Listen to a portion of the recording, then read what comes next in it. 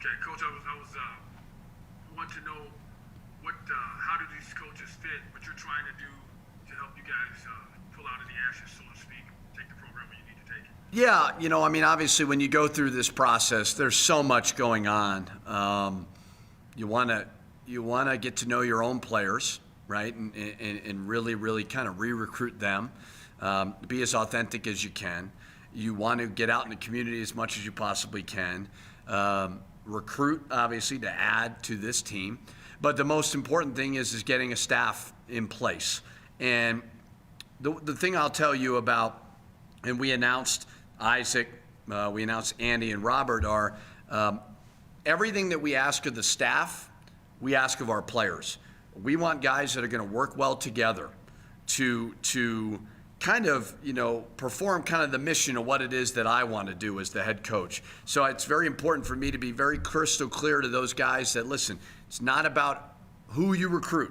It's about getting the best players to fit into this program that goes along with what I'm looking for and what the staff is looking for. So, when setting out to put together a staff, I do think it's very important that we are recruiting Southern California, Arizona, Colorado, Nevada, Texas. That's kind of the region that we really want to hone in on to go along with the transfer portal, which is really rocked college sports, and it's changed it.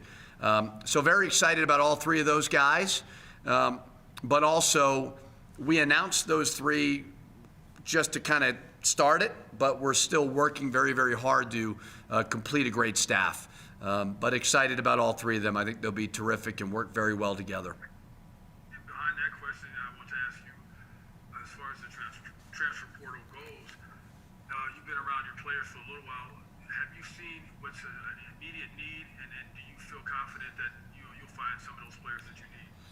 Well, obviously we're in a unique time.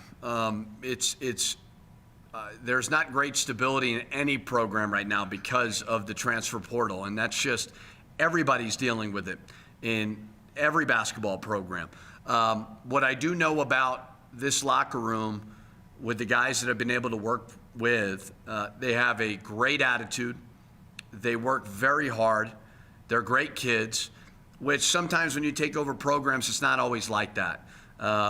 So, I wanted to get to know them, give them a chance, see what type of coach I am, and then kind of evaluate, okay, where I think it would fit moving forward in the transfer portal or in recruiting and other things. So, I didn't want to watch last year and judge from that just because I'm a different coach. It's a different experience, and see where it all goes. So I really like the attitude. They've been great with me. I didn't recruit them, those guys, and they've been very welcoming to me, which is exciting. Go ahead. Coach, as far as player development, how are these guys going to help you in bringing these guys along and as Van said, get this program out of the ashes? Well, with all three of my assistant coaches that I do hire, they're going to understand exactly what you said, is that player development will be the cornerstone of this program. And we need to recruit guys that want to get better. They want to win championships. But in order to do that, you got to live on the court. You got to live in the gym. And I need all three of them. I don't want just a big man coach and just a guard coach. I want all of our guys to be able to do everything and to be able to impact winning, whatever it is that you do. So we need guys who are well-rounded. We need guys who have great relationships with the players so that those players, it could be, okay, Coach Chu can't come in the gym. Well, I'm going to grab Coach Hill. We don't need to be territorial. We need to be a team. And our players need to know that whether it's me, whether it's the assistant coaches, managers, or whoever, they are here to get these guys better. And they're around 24/7 to make them better every single day. As far as the transfer portal is what we're talking about, we've seen you linked with a couple of players. Hey, I heard from New Mexico. I've heard from the New Mexico coaches. Was that primarily you in the early going, or did you have some assistance in that? Well, at the time, it was the guys that were here. Certainly Dan McHale, who's worked for me, is still here working for us, as well as myself. And now that Isaac and Andy will be on board, they will be the guys. So, everything that, we've been very, very involved, and I've been very involved in it.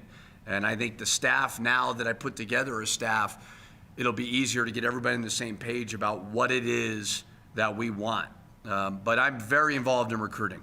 I recruit like an assistant coach. I'll be on the phone with these guys daily, and I'll be in communication with them constantly. It's any guy that we get, it'll be me as well as the staff that gets it done. All right, Jeff Kramer, go ahead. Richard, I know recruiting is the main thing, and since that's already being asked about, let me ask that first. What's the process in terms of new guys coming in? Do you guys have a board that you already had in place?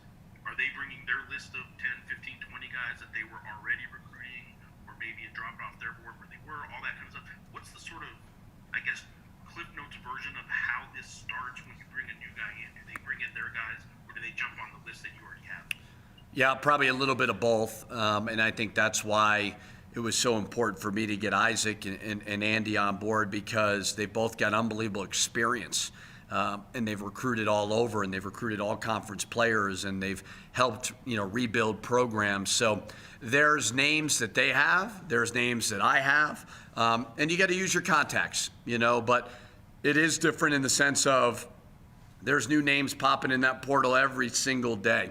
And it comes down to, do you have connections with those guys? Would they fit what it is that we're trying to do? Because we're trying to build a team. And every single player that we talk to, it's about, okay, you certainly have your individual goals, which we all do. But how do we do what's best for New Mexico that'll then help you in the end? So, yes, there's connections that we all have all over. And we see if the situation's, because when you're a transfer, you have a specific need that you want. And because this portal has changed college sports, normally those guys are leaving because they want something else. And we see if that, situation here works. And as a follow to that, you've preached the balance of, patience. You don't want to rush anything, but you also know the goal is to win. And patience isn't really part of sports anywhere anymore. And the transfer portal kind of amps that up. So I'm curious what your thought is of high school recruiting right now with this transfer portal situation. High school recruits are probably going to bear the brunt of the bad end of what's going on this year and the next couple of years.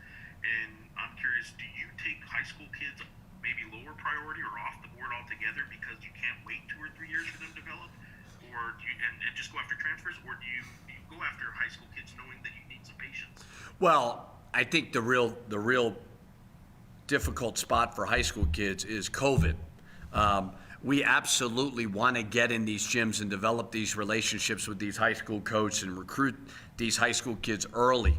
But because we're not allowed to go out on the road, that's where the challenge lies with everybody and every staff, because we're not in those gyms. We're not at AAU programs. So COVID is a big factor, I think, why a lot of people are going transfers, because they can see footage of them versus other guys. Whereas, seeing a high school kid maybe on a, grainy film with a mask on, and it's just not the same. So I think that when the world resumes, 100% we'll be recruiting high school kids hard.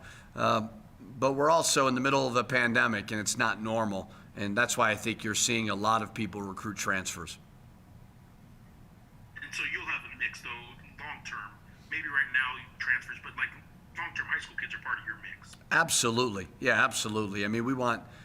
We'll recruit high school kids hard, but we'll also, like I said, I think it's college basketball is evolving, and whether it's a transfer, whether it's a JUCO, a high school kid, or whatever, we're trying to find the right fit moving forward. All right, Ron Burke, go ahead, and then Joe Alena.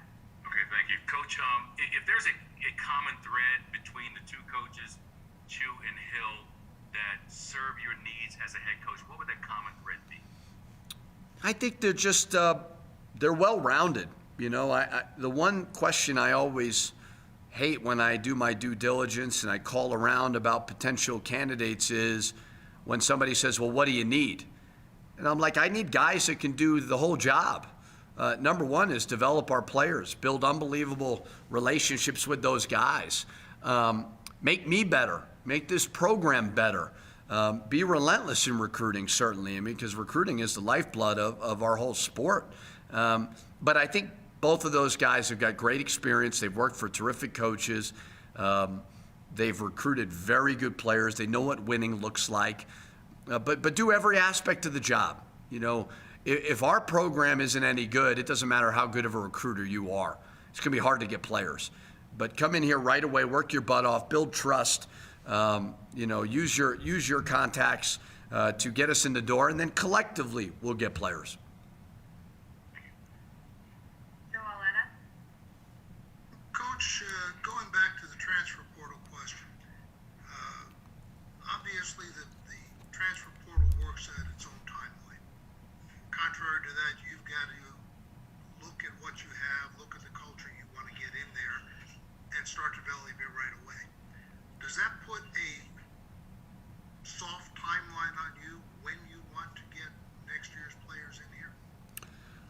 Well, I mean, I'm not in a rush, and I think that I don't think anybody should be in a rush right now because of the fluidity and the volatility of what you said right there. You know, there's normally a normal timeline with high school kids where it's changed. You know, you could get some really, really good players because of whether it's coaching changes or just whatever. I think you need to be patient, you know, and so there's not a exact date that we need to have 13 guys on scholarship.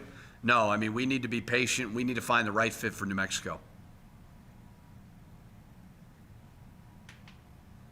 right, any other questions? Richard, about the guys that are here right now, is there anybody who maybe isn't participating that's on the roster that you know, we don't know about that is in the portal already, and the guys that are in the portal, are they still able to work out in the weight room and stuff like that? How about the guys here, I guess, who's there and who's working out with you guys? Yeah, everybody's been great. Byron was out of town. He just got back into town, and now he's got to do kind of the COVID stuff because he was out of the country. So looking forward to meeting with him. I haven't met with him face to face. But other than that, unless I'm forgetting somebody, everybody else has been here and been great. So Byron's one, obviously, that I'd love to get face to face with. Other than that, I don't think I'm missing anybody. Everybody else is around. And just to make sure that includes like an Isaiah Merritt who's in the portal. So Isaiah has not been around. Yeah, Isaiah's Those not. guys are not. Yeah. Yep. Will Weber? Coach, I'm just curious. I want to shift gears here, but you know, it seems like every new employee, every new coach wants to put their fingerprint on their office, their surroundings. I'm curious, how have you changed? Maybe had a chance to change anything behind the scenes inside the Davilo Center, like pictures on the wall, anything like that? No, I'm not good with all that stuff. I'm just trying to take my time with that. A lot of my pictures and stuff are still at home in Minnesota, so I told my wife we gotta, you know, maybe I can get back there at some point and find that. But no, I mean, you know, we'll certainly look around and redo some stuff, you know, that the budget will allow to kind of put our stamp on it. But there's a lot of cool stuff in this building as well, you know, and I've done a lot of recruiting Zooms, and I just look at those championship banners right outside of my office, and those are the most important things that I care about.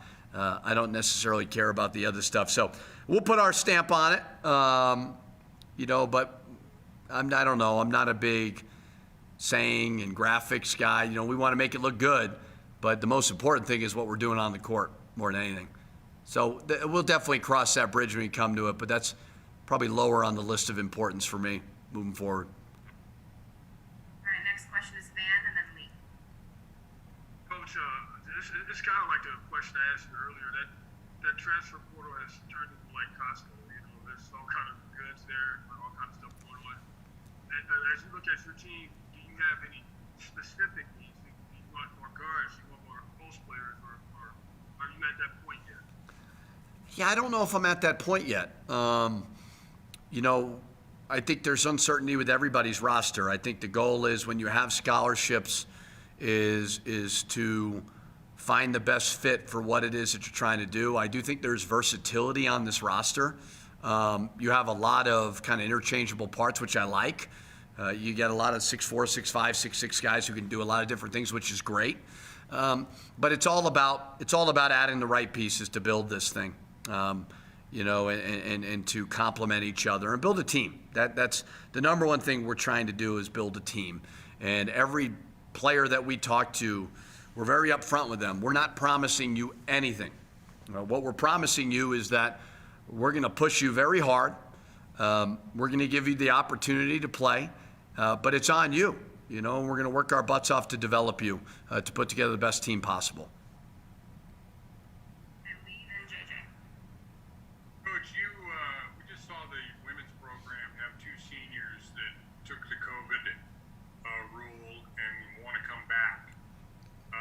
Is that something, number one, that you'd be open to? And number two, have you talked with Quach or Keith?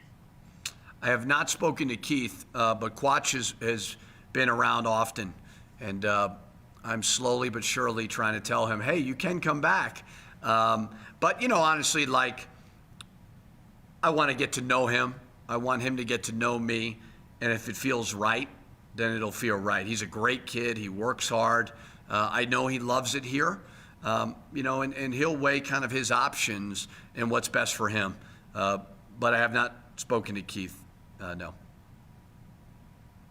JJ. Richard, I know the NCAA has been a little bit busy this week, but do you have any idea on roster limitations, what the scholarship is going to look like going into next year? Because I know that's one of the questions you had just about eligibility. Is there any talk of when you could learn about that? Yeah, I don't know. I don't know about set dates of transfer waivers, you know, to be eligible right away.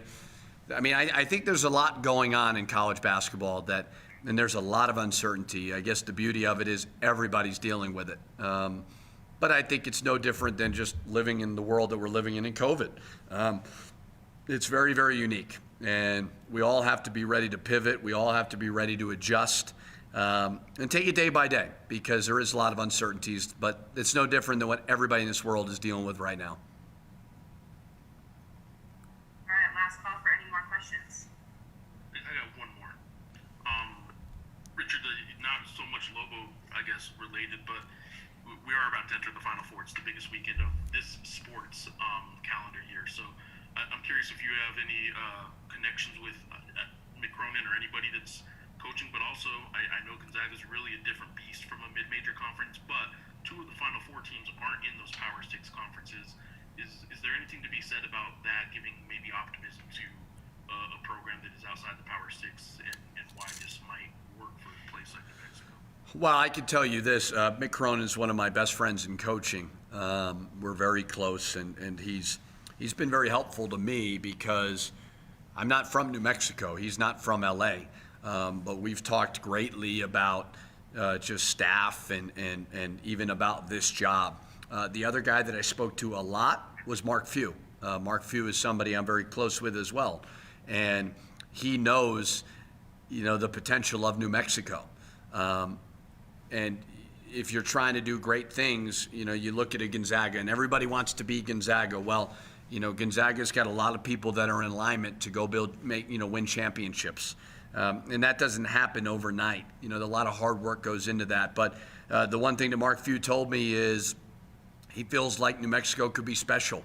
And we've talked about a lot of situations over the years. And he called me when my name was kind of rumored here, and he said, that is a place you got to seriously consider.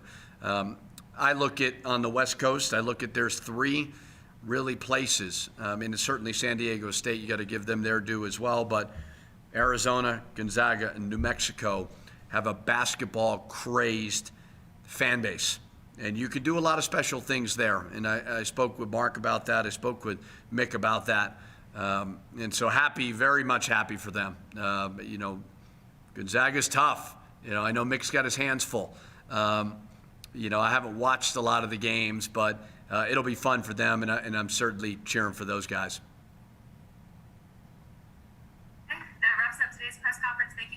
Thank you.